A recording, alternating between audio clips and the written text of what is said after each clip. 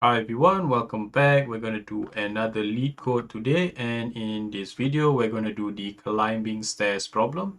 So basically in this problem you are climbing a staircase and it takes n steps to reach the top. So each time you can either climb 1 or 2 steps, and you need to know how many different ways can you climb to the top. So for example, if you have a staircase with 2 steps, there are 2 different ways to climb to the top.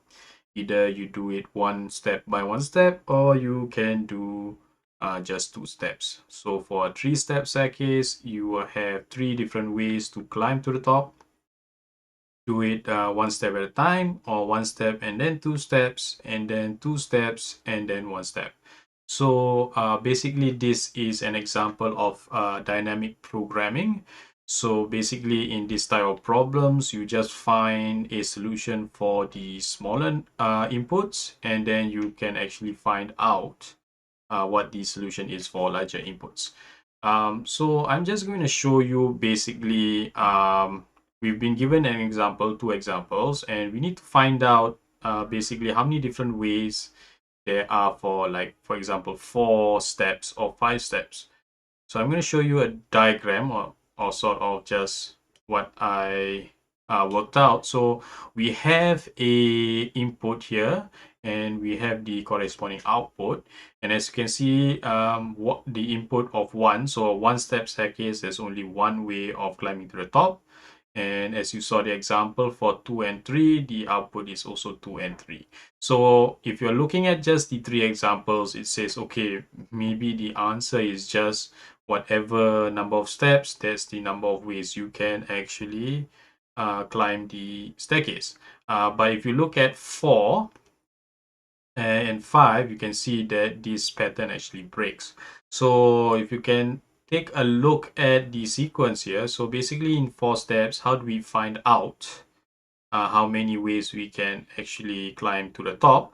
So for example, 4 steps, you can actually just take 1 step at a time, or you can take 1 step and then 1 step and then 2 steps. So one time you do 2 steps, so there's another extra 2 different ways. You can just do the 2 steps at different stages, or you can just take two steps, and that will give you a total of 5 different ways to actually climb to the top.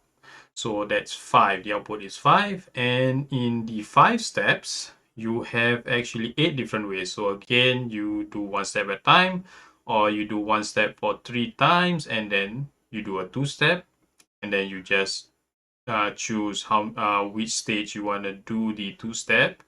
That will give you an extra three different ways, and then you do 1 step and then you do a 2 step twice. So this one also you have to pick and choose when you want to do 2 steps. So you can do 2 steps and then 1 step and then 2, and then 2 steps, then 2 steps, and then 1. So that's a total of 8 different ways you can climb to the top.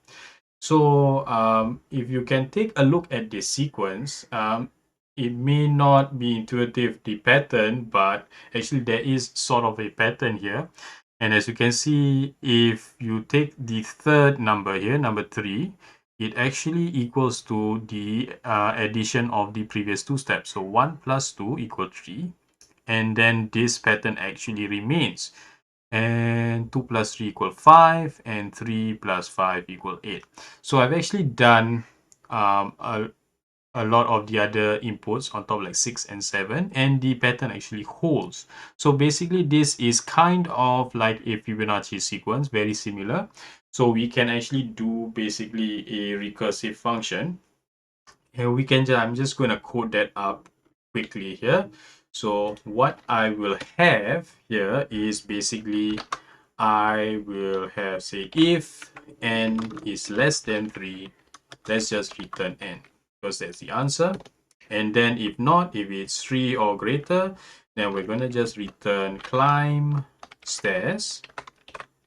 And then we have n minus 2. I'm going to do n minus 2 first. Then I'm just going to add n minus 1. And that is your answer. So if we run this test case here, we can see that, okay, climb stairs is not different. There's a typo here. Just correct that.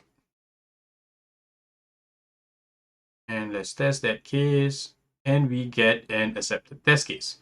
So let's just submit and see if the Leetcode actually accepts it.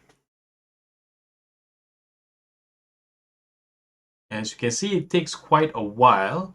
I'm going to explain later why this is.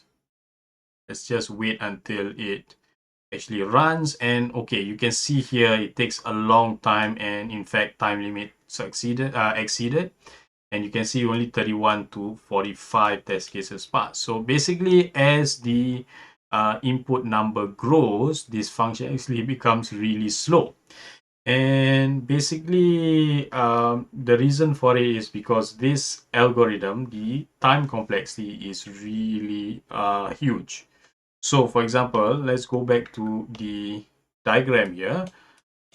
If you look at how the algorithm actually works, is if you see like an input of 5, what it does is it will call 4 and 3, and this call, the function call to input 4 to the value of 4, will call 3 to 2 and 2 to 1. And then only it will go to the function 3 and it will call to the 1. So if you take a look at just the time complexity, it's going to take 2 to the power of n. So it's polynomial time, and this is why it's really slow. And even it takes up space complexity of space complexity of maybe O of n.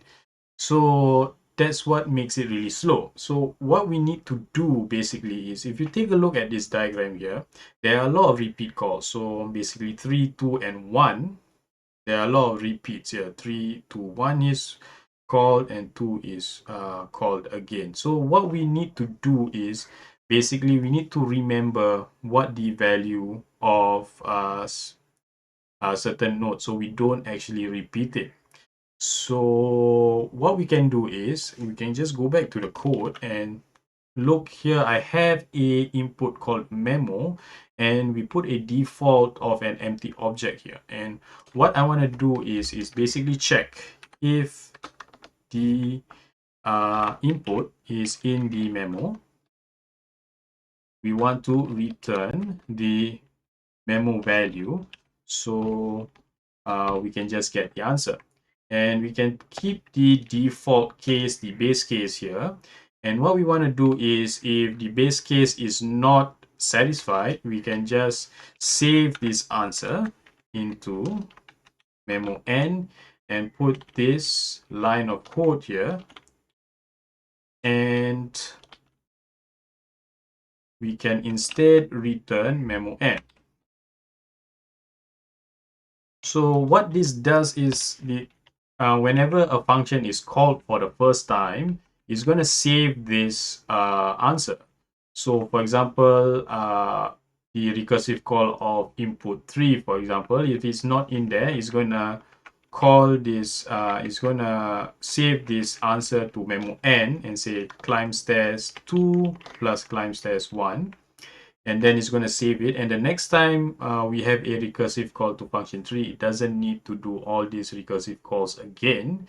It just needs to retrieve it from this memo object here. So another last thing you have to remember to do is, you have to place that memo object into all the recursive calls as well.